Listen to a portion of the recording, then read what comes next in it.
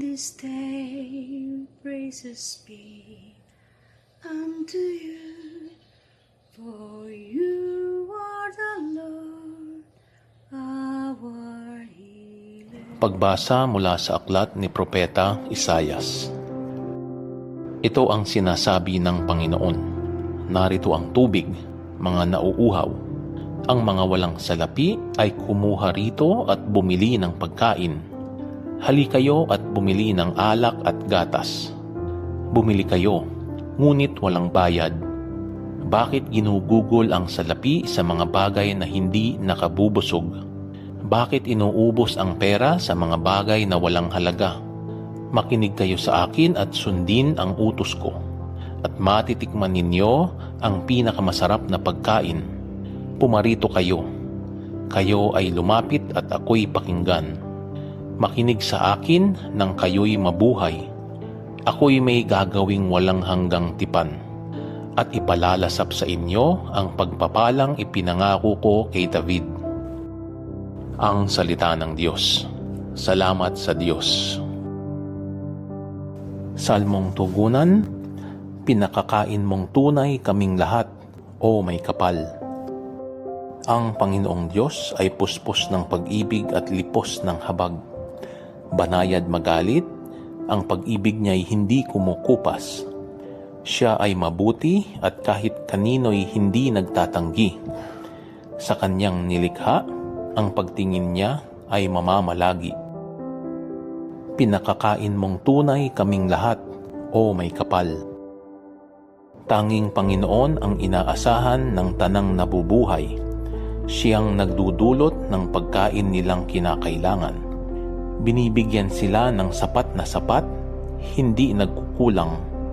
Anupat ang lahat ay may tinatanggap na ikabubuhay. Pinakakain mong tunay kaming lahat, o may kapal.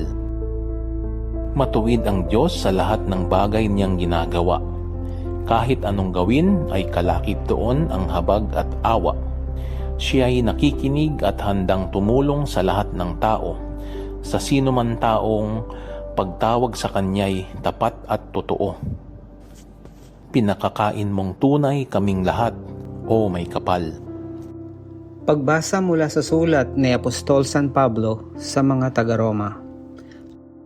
Mga kapatid, sino ang makapaghihiwalay sa atin sa pagmamahal ni Kristo? Ang paghihirap ba? Ang kapighatian? Ang pag-uusig? Ang gutom? Ang kahubaran? Ang panganib o ang tabak? Hindi. Ang lahat ng ito'y kayang-kaya nating pagtagumpayan sa pamamagitan niya na nagmamahal sa atin. Sapagkat natitiyak kong ang kamatayan, ang buhay, ang mga anghel, ang mga pamunuan, ang mga bagay sa kasalukuyan, ang mga bagay na darating, ang mga kapangyarihan, ang kataasan, ang kalaliman, o ang alinmang nilalang ay hindi makapaghihiwalay sa atin sa pag-ibig ng Diyos. Pag-ibig na ipinadama niya sa atin sa pamamagitan ni Kristo Jesus na ating Panginoon.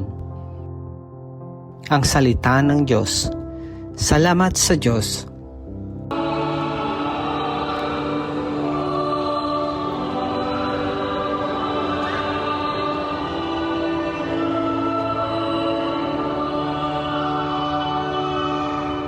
Ang mabuting balita ng Panginoon ayon kay San Mateo. Noong panahong iyon, nang marinig ni Jesus ang pagkamatay ni Juan Bautista, siya ay sumakay sa isang bangka at nag-iisang pumunta sa isang ilang na lugar. Nang mabalitaan naman iyon ng mga tao, sila'y lumabas ng bayan at lakad na sumunod sa kanya. Paglungsad ni Jesus sa dalampasigan, nakita niya ang napakaraming taong yaon. Nahabag siya sa kanila at pinagaling niya ang mga may sakit na dala nila. Nang dapit hapon ay lumapit sa kanya ang mga alagad. Sinabi nila, "Ilang ang puok na ito at malapit nang lumubog ang araw. Papuntahin na po ninyo sa nayon ang mga tao upang makabili ng kanilang makakain. Hindi na sila kailangang umalis pa. Sabi ni Jesus, "Kayo ang magbigay sa kanila ng makakain." Sumagot sila, "5 po ang tinapay at 2 ang isda natin. Dalhin ninyo rito," sabi niya. Pinaupo niya sa damuhan ang mga tao, kinuha ang 5 tinapay at 2 isda. Tumingala siya sa langit at nagpasalamat sa Diyos. Pinaghati-hati niya ang mga tinapay at iniutos sa mga alagad na ipamigay iyon sa mga tao. Kumain silang lahat at nabusog.